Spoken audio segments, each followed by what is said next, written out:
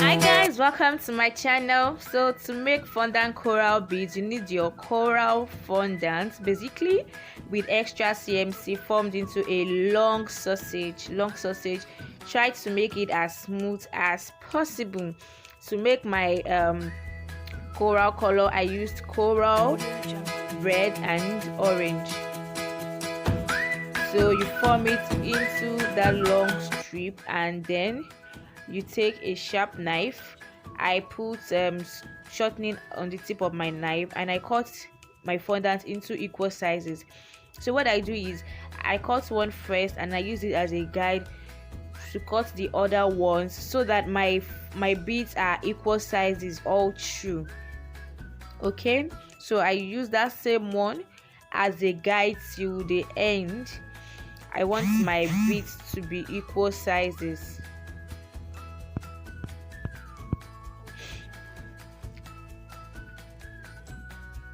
So I have everything cut now, and then I form the edges. So I take it and I try to adjust the edge, make sure that it is well rounded and the cutting of the knife is not so obvious.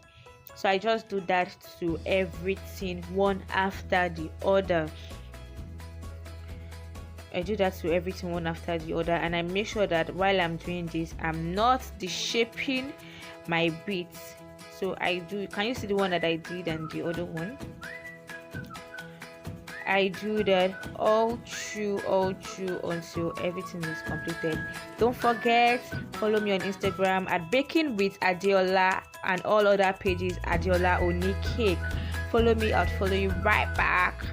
Okay, so back to our beads.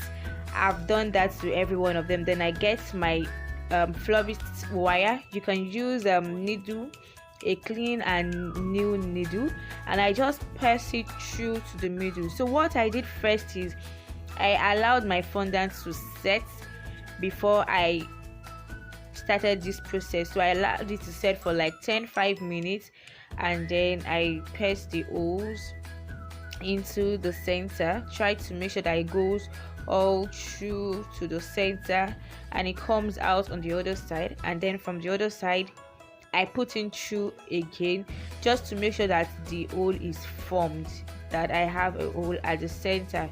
So I do that for all of my fondant, for all of my beads, and I leave it to dry. So basically I'm just going to keep doing that for all of my fondant coral beads, and then allow it to dry. I put it in the hot cupboard to dry. That's my hot cupboard. So your hot cupboard is basically a cupboard with a bulb, that's all, to dry stuffs. After 2 days, my fondant beads are well dried and strong, so I string them together with needle and thread. Make sure that your needle is new and safe. So I string them together like that. For my neck beads, I used about 30 beads of this size, and for the wrist one I used about 10 to 12 or 8 thereabout. So I pass the needle through, and I keep stringing it this way up until I've done 30 beads together.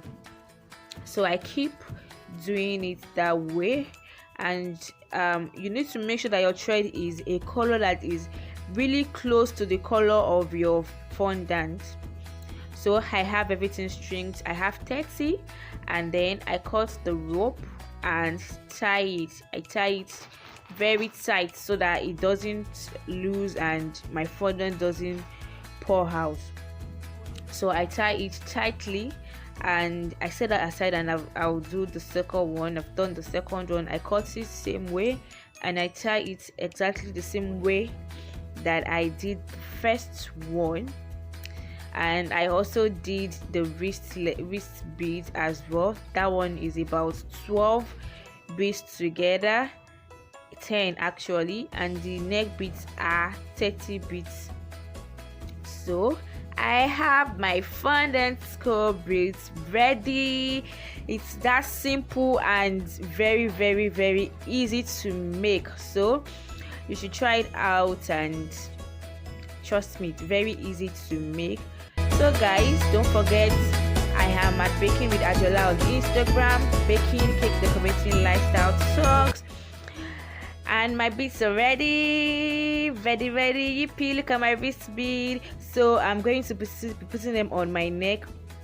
It looks real, yeah, looks real, like you can even wear it to a party as as real beads. But then it's sugar. Oh, the wrist one would come into my wrist, but it's all good, it's pretty, and I love it. Bye guys, thanks for watching. Don't forget to like, subscribe, and comment, and as well share my YouTube